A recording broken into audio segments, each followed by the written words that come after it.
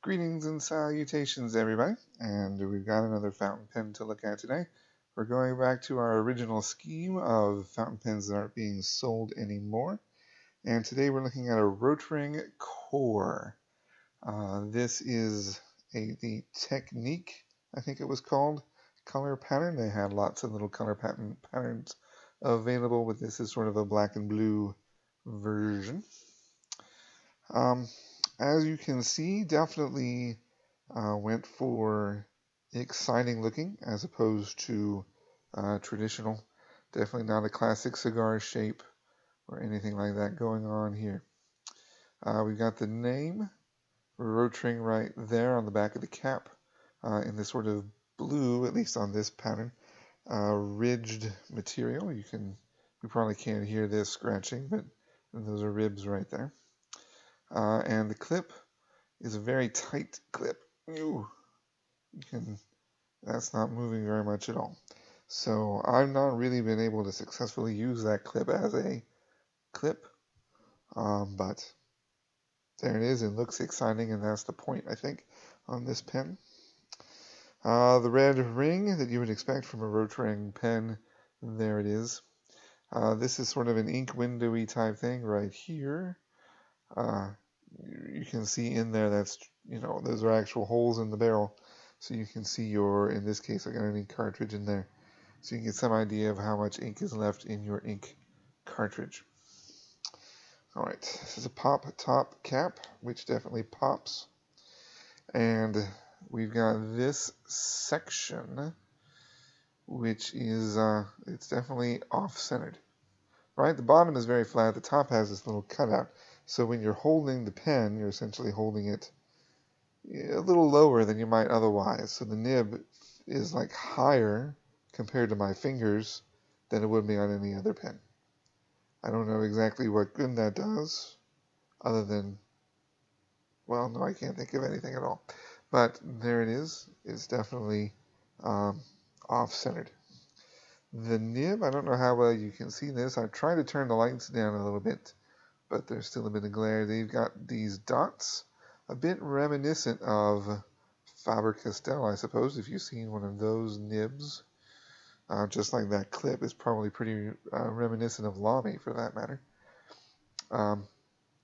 This one is marked, you can't read that, but it is marked XL. I understand that these nibs are either XL or XS, and this is XL, which apparently means a medium. I don't know why they went with t-shirt sizes instead of the usual fine, medium, and broad, but there you go. It's not showing up so well on the camera. This is a rather gray. It's definitely a lot lighter than this part of the barrel right here. So it may not show up that way in this light, but this is a very different color than that. Now, one interesting little bit that these things have that is supposed to be helpful. When I unscrew this, and when I get to right there, oh, it's going to get a lot harder to unscrew because I have sort of pulled the ink cartridge out with me. These little guys right here, these little pink things, they catch when you unscrew, and they lift the ink cartridge away from the feed and nib. The idea is supposedly that you would then get some extra ink that was sort of underneath the straw, so to speak, on the back of the feed. Is now in position where you can actually get it down the straw and into the feed, but I've never really successfully managed to do much of anything with that. You can tell I've got a long cartridge in there. This is Waterman Purple. But yeah, so these little guys, they catch when you unscrew, and when you screw in, you can feel them catch right there. And I've now just put the ink cartridge back in its usual position. So that is one of the exciting things about the Core that supposedly was in the user's manual, but the user's manual I don't remember having actual words in it, so I didn't really understand what that was all about at all at the time, and I don't think I've ever actually used it for that purpose.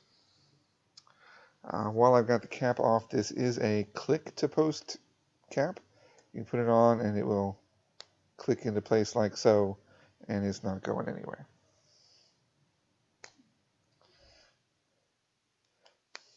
All right. So this was definitely an excitingly patterned pen.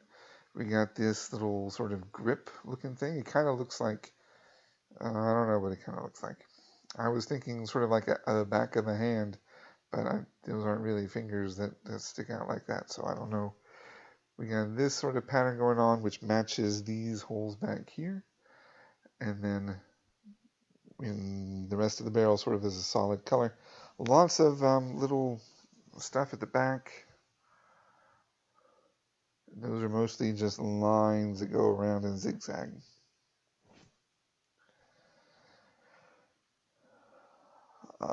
There are some words here. You know, this is, you know, they're telling you that's an ink window.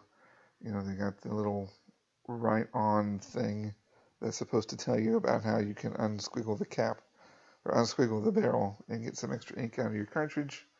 But again, it doesn't really make any sense as it's written, and I've never actually used it, so I don't know. But the Core, that's what it's called.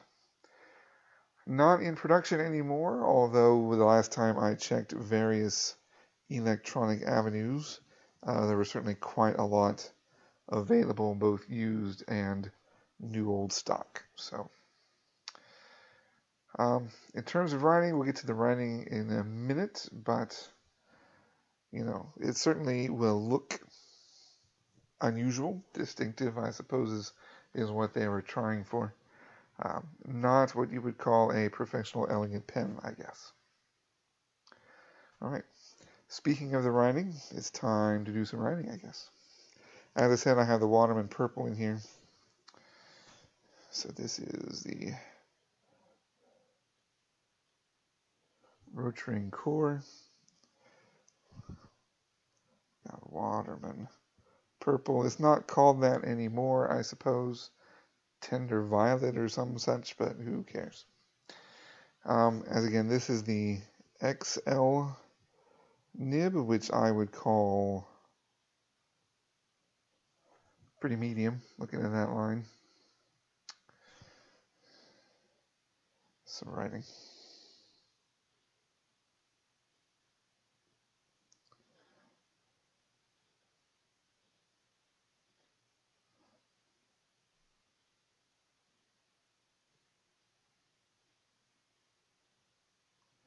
I don't know if you can hear the nib from where the microphone is.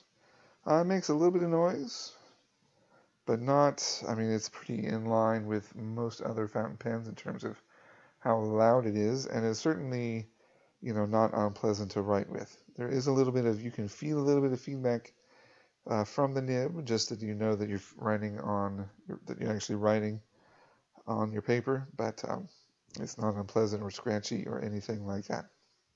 It is, of course, a stainless steel nib. And the feed, I guess I can show you the feed a little bit here. That has got some interesting shapes going on too as well. I have not tried to disassemble this guy, so I don't know how disassemblable it is. Whenever I've changed the inks, I've always just flushed it out as it is. And I've never actually tried to pull it out, so there you go. As far as wetness goes, it's not too bad. It is definitely one of the drier pens I own. You know, it's not unpleasantly dry, but it is not going to be a gusher. And this is certainly the most rigid nib I own, so there's no pressure. This is lots of pressure. And that's just about the same as that. So, yeah, we're not getting any kind of line variation out of this thing whatsoever. I've not had any real troubles with skipping, other than as when the ink starts to run dry, you know, when the cartridge starts to run out, you will definitely notice it. I think on this pen a little earlier than you might on others. At least that's been my experience. And Other than that, that's been all the problems I've had with it, which is not really very many when it comes to it. So it's not a bad writer. It looks weird. I can definitely say that. But in terms of actually getting the job done, it does get the job done. So if that's all you're interested in, then this could work for you. Thanks for watching, and we'll see you on the next one.